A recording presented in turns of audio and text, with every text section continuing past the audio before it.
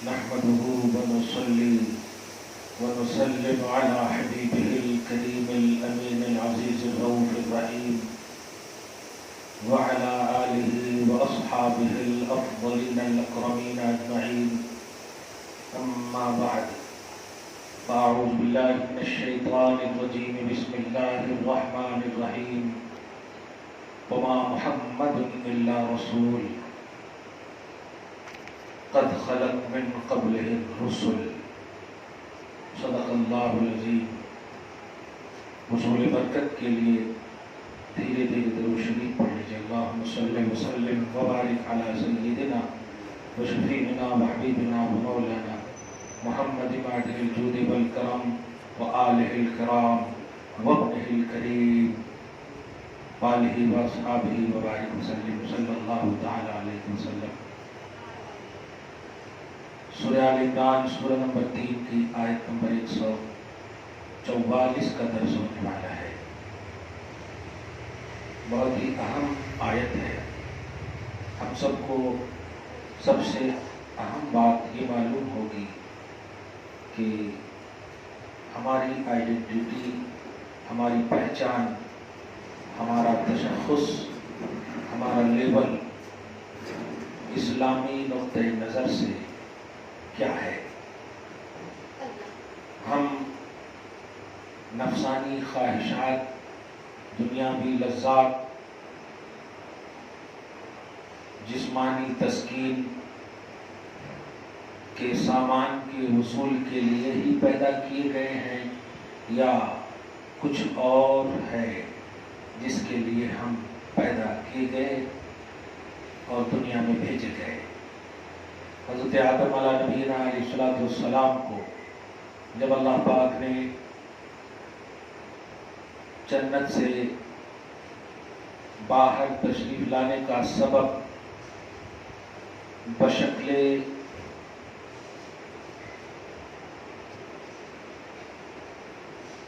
خطا، اور وہ خطائے معصیت نہیں ہے، وہ خطائے اجتہادی ہے.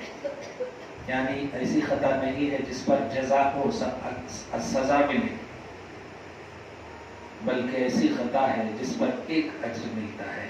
خطائے اجتہادی اس کو بولتے ہیں. اللہ پاک نے جب نکالا کیا بھیجا، تو ایک جملہ کہا تھا جو قرآن پاک میں آج بھی مذکور ہے: اے آدم اہبطا، جاؤ تم دونوں، اور ایک وقت مقررہ تک وہاں رہو، پھر اپنے اصل گھر میں آ جانا. وہ کہاں سے آئے تھے وہ؟ سبحان اللہ.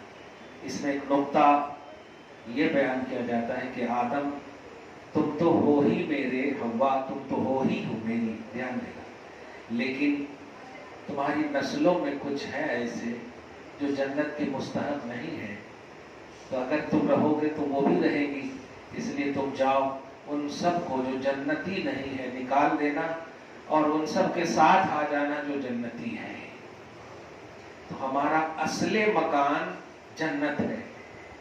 یہ ہم ٹرانسفر کیے گئے ہیں. بس مین ہمارا، جیسے ہم جاب کرتے ہیں تو ہم اپنے مکان سے باہر جاتے ہیں لیکن پھر اپنے مکان میں آتے ہیں. یہ دنیا ہمارے لیے جاب کی جگہ ہے. ہم جاب کرنے آئے ہیں، سمجھیے. اصلی جگہ ہماری جنت ہے. لیکن نکلنے کی، جو باہر جانے کی جو وجہ ہے، دنیا میں بھی دیکھیے آپ، اور آپ تو آسانی سمجھ جائیں گے. اگر کوئی کمانے کے لیے باہر نکلے اور کما کر نہ آئے تو اس کو ڈر رہتا ہے، پتہ نہیں کتنے سوالات ہوں گے گھر میں، کیا کیا پوچھے جائیں گے، کیوں نہیں کمائے، کیا بات ہے، وغیرہ وغیرہ. ریزن اگر صحیح نہیں پیش کریں گے تو سوچ لیجئے کیا ہوگا. تو ایسے ہی اللہ سبحانہ اس جاب کی جگہ کو ہمارے لیے رکھا ضرور ہے. جب ہم جائیں گے تو اللہ پاک پوچھے گا. ہمیں چاہیے کہ ہم اصل مکان جو جنت ہے اس کو چھوڑ کر جب ہم آئے ہیں تو اس اصل مکان کی ہم فکر کریں. یہ کرایہ دار ہیں ہم لوگ، یہ کرائے پہ ہیں. یہ اسی لیے مستعار زندگی یعنی عاریت پر یہ زندگی ہے، اصل زندگی ہماری جنتی ہے۔ اور کیوں نہ قرآن پاک نے بھی یہی کہا، اے انسان، اے مسلمان، اے مومن، تمہاری جان اور مال ہم نے خرید لیے ہیں جنت کے بدلے میں، یعنی تمہارے پاس جو اگر ہے تو وہ جنت ہے، یہ جو تم جان مال ہے یہ سب میری ملکیت ہے۔ تو دنیا میں آپ کوئی سامان خرید لیں تو وہ سامان دوسرے کو بغیر آپ کی اجازت کے تصرف کا حق نہیں ہے۔ مثلا موبائل آپ خرید لیں، آپ اپنے اچھے سے اچھے دوست کو بھی دیں گے تو آپ کی اجازت شرط ہے، بغیر اجازت کے وہ تصرف نہیں کر سکتا۔ مکان خرید لیں آپ، بغیر اجازت کے اس میں تصرف سمجھ رہے ہیں؟ تصرف کا مطلب اس میں اپنی منمانی کے لیے اختیار، استعمال، یوز نہیں کر سکتے۔ تو اب آپ سوچیں، اللہ نے آپ کی جان کو خرید لیا ہے، کیا نکل گیا؟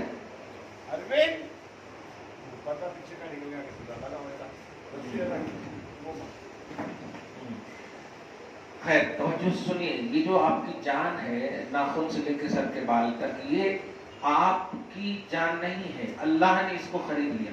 پارہ نمبر 11 میں اس کا ذکر ہے، ان اللہ اشتری من المؤمنین انفسهم، سورہ توبہ کی آیت نمبر 111، ماشاءاللہ آیت نمبر 111 ہے 111 111۔ یہ اللہ پاک نے کس کے بدلے؟ بِأَنَّ لَهُمُ الْجَنَّةَ، جنت کے بدلے میں اللہ پاک نے آپ کی جان کو خرید لیا۔ بولے تو آپ کوئی سامان خریدتے، پیسہ آپ دے دیے تو سامان آپ کا ہے، پیسہ گیا، اب پیسہ کا مالک وہ ہے جس کو آپ نے دیا ہے، اور جان جو چیز آپ نے خریدا اس کے مالک آپ ہیں۔ تو یہ اللہ پاک نے آپ کی جان کو خرید لیا، آپ کو کیا دیا؟ جنت۔ تو آپ کو جنت کی فکر کرنی ہے، جان کی فکر اللہ پاک فرمانے والا۔ اور جنت کی فکر سمجھیے کیا ہے، وہ یہ ہے، جنت کی فکر یہ ہے کہ آپ جنتی کام کیجئے، جہنم والا کام نہ کیجئے، یہ ہے مین چیز۔ اگر آپ نے جنتی کام کیا تو پھر اللہ پاک نے جو خریدا ہے کیا بتائیں، وہ خرید کر آپ کو جنت بھی دے دے گا، جسم بھی دے دے، سب کچھ دے دے گا، الحمدللہ۔ اور خوبصورت جملہ بولو، آپ کو اتنی خوبصورت عمر دے گا کہ آپ خود رشک کرو گے، سب کی عمر ایکول رکھے گا اللہ تعالیٰ، ممی ہو، بھائی ہو، بہن ہو، سب ایک دم خوبصورت عمر رہیں گی وہاں، سبحان اللہ۔ عربی کے جملے ہیں، اہل الجنت جرتم برتم، اہل جنت ایک دم نوجوان مرد عورت ہوں گے، جنتی جو ہوں گے بوڑھے نہیں ہوں گے، بچے بھی نہیں ہوں گے، غلاظتہ نہیں کریں گے، کچھ بھی نہیں، ایک دم بہترین، گریٹ، سبحان اللہ۔ تو آپ اس فکر میں آپ ہو رہے ہیں۔ میں درس بخاری میں رات میں ایک جملہ کہہ رہا تھا، آب زمزم، حوض کوثر، پاک پینے والی قوم، بیٹیاں ہماری پیشاب پینے والے بچوں کے ساتھ کیسے بھاگ سکتی تھی؟ یہ ہندوانہ کمال ہے۔ اللہ سبحانہ آپ کو بچائے ماں، ذرا سوچو، آپ کی گریٹنس کو سمجھو، آپ اپنی عظمتوں کو سمجھو، آئیڈینٹی جس کو جو میں نے شروع ہی میں کہا ہے۔ جانتے ہیں ہرقل ایک بادشاہ ہے، اس بادشاہ کے دربار میں ابو سفیان جب ایمان نہیں لائے تھے، حضور کے سسر ہیں، یہ ایمان نہیں لائے تھے، تو وہ اس دربار میں جب بلایا گیا، اس بادشاہ، رومی بادشاہ تھا وہ، دربار میں بلایا گیا اور اس سے پوچھا گیا کہ نبی سے تمہارا رشتہ کیا ہے؟ اس نے کہا کہ ہم بالکل قریب ہیں، ہم قریشی ہیں، قریب ہیں، ایک قبیلے کے۔ اس میں 4-5 اہم سوالات کیے گئے، بلکہ 10 سوال ہیں، بخاری شریف کی حدیث نمبر 7 میں یا 6 میں اس کا ذکر ہے۔ اس میں ایک سوال جو میں بتا رہا ہوں وہ بڑا اہم ہے، جو آپ عبرت پکڑیے گا۔ آپ تو مومن ہیں، آپ کے قدم کیسے پھسل سکتے ہیں؟ کل کہ کافر کا قدم، کفر کے عالم میں رہنے والے کا قدم نبی کی عظمتوں کے حوالے سے نہیں، مطلب نگیٹو ہوتا تھا۔ آپ مومن کا کیسے ہو سکتا ہے؟ برا کام کرتے وقت صرف نبی کو یاد کر لیا کرو کہ کیا نبی نے ایسا کہا ہے یا نہیں۔ चुनांचे एक सवाल हुआ कि वो कभी झूठ बोलते हैं? तो उसने कहा मैं ये जुमला सोच करके, मैं सुन करके सोचने लगा, मेरे पास पूरा इख्तियार था झूठ बोलने की, मैं बोल दूं हाँ बहुत झूठे हैं, लेकिन मैं फिर ये सोचने लगा कि अगर सारे अरब वाले ये बोलने लगे कि मोहम्मद कौन सी बात झूठ बोले हैं तो मैं क्या रेफरेंस पेश करूंगा? मैंने तो आज तक सुना ही नहीं कि मोहम्मद ने झूठ कहा हो। तो अगर मैं कह दूं कि वो झूठ बोलते हैं तो मैं झूठा साबित हो जाऊंगा। तो देख रहे हो, ये पावर है आपके नबी का, और जो जिस नबी ने आपको दीन और मजहब और धर्म दिया है, उस नबी का ये पावर है कि ईमान की हालत में नहीं रहने वाले भी उनको सच्चा और अजमत वाला मानते हैं। इसी तरह एक सवाल ये भी हुआ था कि नबी किस चीज का हुक्म देते हैं? तो कहते हैं 4 चीज का ज्यादा हुक्म देते हैं। एक तो हुक्म देते हैं कि नमाज पढ़ो, जाहिरी पाकी बातनी पाकी भी होगी, बावजू रहोगे पाक रहोगे, जबान पाक रहेगी, दिल पाक, सब कुछ पाक। और दूसरा हुक्म देते हैं सच बोलो। तीसरा हुक्म देते हैं नाजायज काम नहीं करो, हराम काम नहीं करो, पाक अफीफ रहो, इफ्फत माफ किसी से बोलो, गलत नहीं करना, बदकारियां बुराइयां नहीं करना। और चौथा काम देते हैं रिश्तों से जुड़े रहो, सिला रहमी। ये जुमला सुन करके अब आप सुनिए, बादशाह है, अभी ईमान का कोई कॉन्सेप्ट नहीं है, कहता है काश मैं उन तक पहुंचता, उनके कदम को पानी से धोता, फिर उस पानी को पीता। इतना अच्छा हुक्म देने वाले हैं वो, वाह वाह वाह, कमाल है। सुभान, क्या समझे मां? बस कभी भी कदम फिसलने का उन्वान होना, नबी को याद कर लेना, क्योंकि नबी बगैर पैसे और मेहनत के आपको मिले हैं। सिर्फ अल्लाह का फजल और करम है कि उन्होंने क्या क्या आपको हुक्म दिया और किन किन चीजों से आपको रोका है। उन्होंने कभी नहीं कहा कि सिर्फ मुझे मानो, सिर्फ मेरी इबादत करो माअल्लाह, नहीं, उन्होंने सिर्फ अल्लाह की तरफ आपको बुलाया, आपको अल्लाह की बारगाह में आपकी आइडेंटिटी बताया, आपकी सोच, आपकी फिक्र बताया, आप क्या हो, आपका लेवल बताया। सोचे ना, अबू बकर सिद्दीक कौन है? आप कहोगे साहबी रसूल, यही है ना, लेकिन आपको एक अजमत बताऊं, अबू बकर सिद्दीक की एक बेटी है आयशा रज़ी अल्लाह ताला अन्हा, हुजूर की ये बीवी है, और बीवी का जो बाप होता कौन होता? ससुर होते, खुसर होते, और वो भी दामाद की बेटी की हैसियत से दामाद का बाप की मंजिल में होता। क्लियर बात है नहीं? बाप ही की मंजिल में होता ससुर। जैसे हमारी बीवी, हमारा बाप जो है हमारी बीवी के लिए बाप की मंजिल में होता। अब आप देखो, हजरत अबू बकर सिद्दीक अगर गौर करें तो मोहम्मद इब्ने अब्दुल्ला रसूलुल्लाह सल्लल्लाहु अलैहि वसल्लम के वालिद की मंजिल में है। अजमत समझो आप, अबू बकर सिद्दीक की बेटी बीवी है हुजूर की। इस हैसियत से अबू बकर सिद्दीक नबी के बाप की मंजिल में है। लेकिन आप पूरी हिस्ट्री उठा लीजिए, एक भी ऐसा नुक्ता या ऐसा शोशा हयात का नजर नहीं आएगा जिसमें यह समझाने की कोशिश की गई हो कि मोहम्मद मैं तुम्हारा ससुर हूं, बड़ा हूं। बल्कि हर हिस्से जिंदगी में अबू बकर सिद्दीक का भी यही जुमला कि मेरे माँ बाप आप पर कुर्बान हो या रसूल अल्लाह। अरे बाप रे बाप। और दूसरी बात जो सबसे अहम कह रहा हूं, सूरह अहज़ाब के आयत नंबर 6 या 7 के हवाले से आप इस आयत को देखना और अपनी आइडेंटिटी समझना और अपने नबी की अजमत को समझना, इस्लाम की अजमत को समझना। कदम फिसलने के हालात हो तो सिर्फ नबी को याद कर लेना, और फिर आपको लगेगा जी जी जी ऐसा हमारी ये पहचान नहीं है, हमारी अजमत। जैसे अगर आप अभी रास्ते में चल रही हो और रास्ते में गोबर नजर आए तो पांव रखोगी? नहीं रखोगी। ये ना रखने के लिए किसने कहा? आपकी आंख ने और आपके लेवल ने, कि आप मुसलमान हो, आपकी आंख ने देखा कि ये गोबर है, इसलिए इस पर पांव नहीं रखेंगे। आपकी थोड़ी सी थिंकिंग और सेंस ने बज़ाहिर जिस्मानी तौर पर लथपथ होने से आपको रोक लिया। अगर हर हाल में नबी को याद रखो, कभी कदम फिसलेंगे आपके?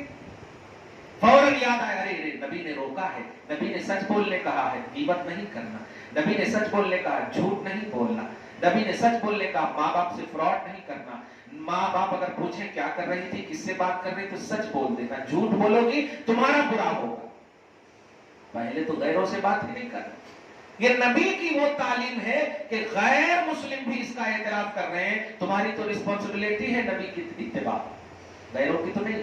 مگر جو جملہ میں بولنے والا ہوں وہ یہ ہے کہ نبی کی جو ساری بیویاں ہیں وہ تمام مومنوں کی مائیں ہیں۔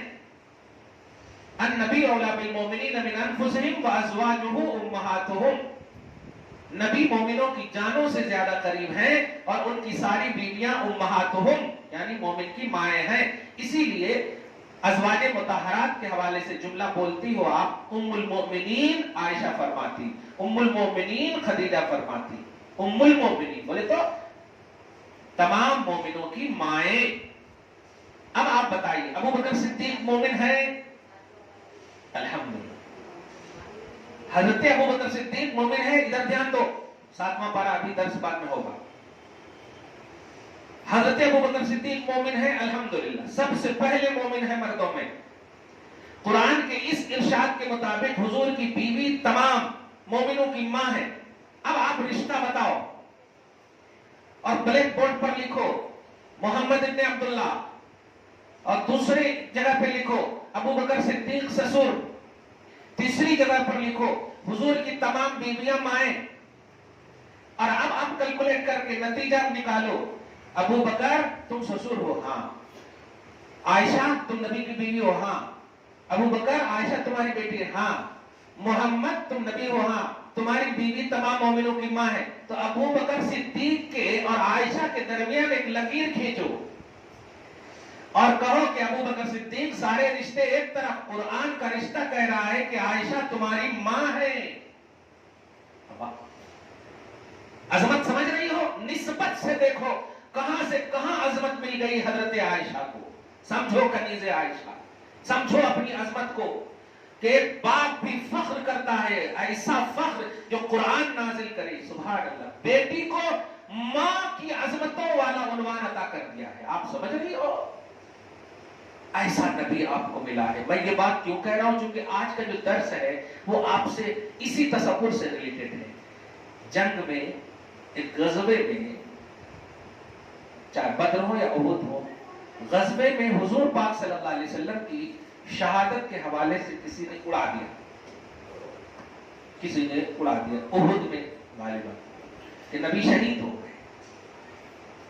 اب حضرت عمر ابن خطاب بتائیے، جن سے شیطان ڈرتا ہے، وہ ایک جگہ جا کر بیٹھ گئے، پورے پاؤں اس طرح کر کے، ہوتے ہیں نا جیسے غم میں۔ اب لوگوں نے پوچھا عمر کیا ہوا؟ آج جس کی خاطر لڑتا تھا اب انج نہیں رہے تو میں کیا کروں؟ سوچئے اتنا کھٹ دل والا، کیا بات ہے، نبی کی محبت کیا کر دیتی، موم کر دیتی۔ دیکھیے عمر ابن خطاب سے پوچھا گیا تو کہا کہ میں نے سنا کہ انتقال کر گئے معاذ اللہ، اس طرح سے سنا میں نے، اب میں کس کے لیے لڑوں؟ لیکن اچانک ایک آواز آتی ہے، محمد زندہ ہے، تشریف فرما ہے، وہ شہید نہیں کیے گئے۔ عمر ابن خطاب پھر تلوار لے کر اڑ گئے۔ دیکھیے تازگی زندگی کو سمجھیے۔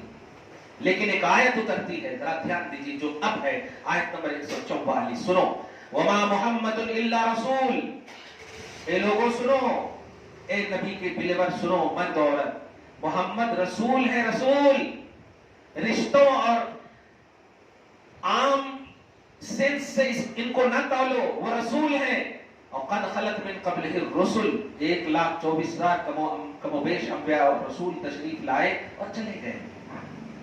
رسول کا کام یہ نہیں ہے کہ وہ آ کر ہمیشہ رہیں تمہارے پاس، رسول کا کام یہ ہے کہ اللہ نے جو رسپانسبلٹی انہیں عطا کی ہے وہ تم تک پہنچا دیں، وہ حق ادا کر دیں۔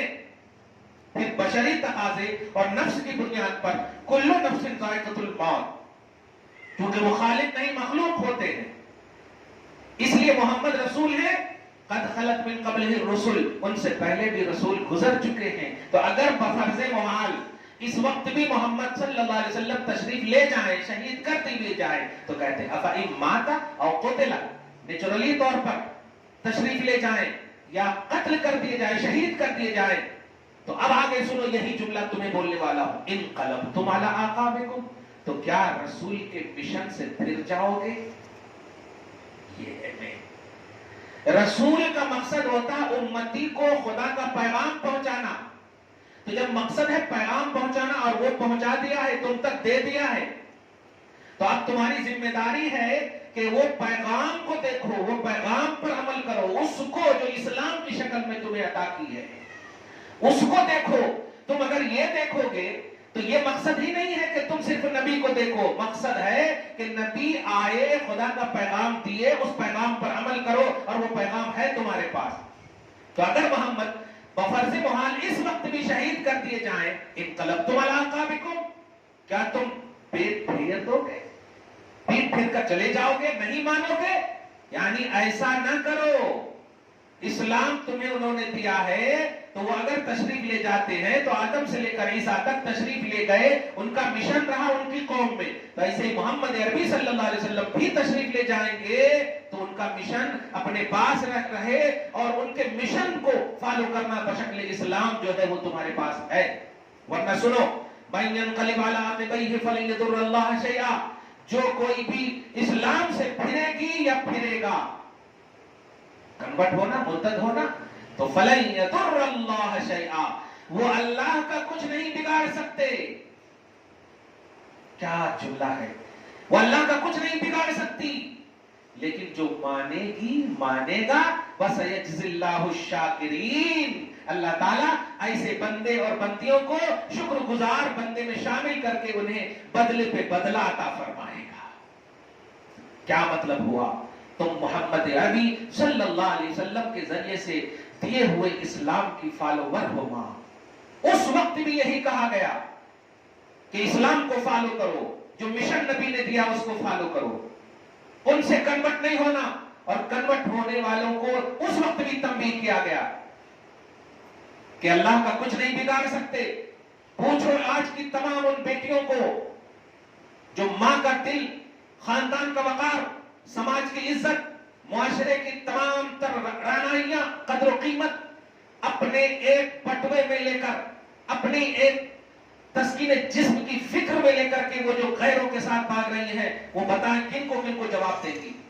میدان محشر جب قائم ہوگا، ایک لائن سے باپ ماں بھائی بہن اعزاء اقربا سارے حساب و کتاب کے باوجود ایک جملہ کہے گا، مولا پوچھ بھائی کے پیار میں کیا چیز کی کمی رہ گئی تھی، ماں کی ممتا میں کس چیز کی کمی رہ گئی تھی، باپ کی محنت میں کس چیز کی کمی رہ گئی تھی۔ تمام ازواج مطہرات علی کی بیوی فاطمہ پوچھنے لگیں گی کیا کمی رہ گئی تھی اسلام میں، جو تم نے ایک ناپاک قوم کے بچے کو صرف تسکین جسم کے لیے سب کو چھوڑ دیا، پھر تمہارا حشر کیا ہوا، ریل کی پٹری پر تمہیں چھوڑ دیا گیا، ٹکڑے ٹکڑے کر کے تمہیں ختم کر دیا گیا، نہ خدا ہی ملا، نہ مثال صنم، نہ ادھر کی رہی نہ ادھر کی رہی۔ اس لیے بہنوں اور بیٹیوں، برائیوں سے پرسنلی طور پہ بھی بچو، اور خاص طور سے غیروں کی تو سوچ بھی نہ لاؤ۔ کل بھی تمہیں تنبیہ کی گئی، مرد عورت سب کو، آج بھی تمہیں اسی قرآنی تقاضے میں تنبیہ کی جا رہی ہے۔ ورنہ سنو آیت نمبر 45 میں اللہ پاک فرماتا ہے، 145 میں، وَمَا كَانَ لِنَفْسٍ أَن تَمُوتَ إِلَّا بِإِذْنِ اللَّهِ كِتَابًا مُؤَجَّلًا، کہ اور سنو، کسی بھی نفس کو یا کسی بھی جان کو کوئی یہ حق نہیں دیا ہے کہ وہ خود سے مر جائے، خود سے مر جائے۔ آج یہ کہتے اگر میری شادی اس سے نہیں ہوئی تو میں جان دے دوں گی، تم کیسے جان دے دو گی؟ وہ جان تمہاری ہے۔ آپ کو 2000 روپے کی نوٹ دے تو آپ کبھی بولتے کہ میں 2000 نوٹ کو پھاڑ دوں گی، 50 لاکھ روپے کو جلا دوں گی؟ واہ! اللہ فرماتا کسی بھی جان کو یہ حق نہیں ہے کہ وہ خود سے مرے، الا باذن اللہ کتابا مؤجلا، یہ تو اللہ کا اذن ہوگا، وقت مقررہ آئے گا اور موت ہو جائے گی۔ لیکن سنو، اللہ کی امانت سمجھ کر کے اگر اس جان کو یوز کرو گی، ناخن سے لے کے سر کے بال تک یہ اللہ کی امانت ہے، اس کے تصرف کا حق صرف اللہ کو ہے، اور وہ اللہ شرعی نقطۂ نظر سے آپ کو کہا ہے کہ جب تک شادی نہ کرو ماں باپ کی اتباع میں آپ رہو، نماز پڑھو، عبادات میں رہو، شادی کے بعد اپنے شوہر کی اتباع میں رہو، وہ اللہ تعالیٰ آپ کو جب اجازت دے گا تب آپ جا کر کے جو بھی آپ جس طرح سے بھی دائرۂ شریعت میں اپنے آپ کو استعمال کر سکتے ہیں. یہ ہے. آگے فرماتا میں یرید ثواب الدنیا نؤتیہ منہا، جو مرد عورت صرف دنیا کو چاہے گا اور چاہے گی تو ہم اسے دنیا دیں گے. کیا بات ہے.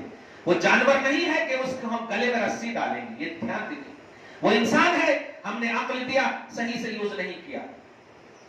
ابھی میں نے ایک مثال دیا آپ کو. راستے میں آپ جا رہے ہیں، راستے میں پتھر ہے تو کیا آپ پتھر پر چڑھ کے جائیں گی یا بازو سے جائیں گے؟ بازو سے جائیں گے. کیوں؟ اس لیے کہ اللہ نے آنکھ دیا یہی دیکھنے کے لیے کہ تکلیف دہ چیز سے ذرا سی بچتے ہوئے چلو. عقل دیا، شعور دیا.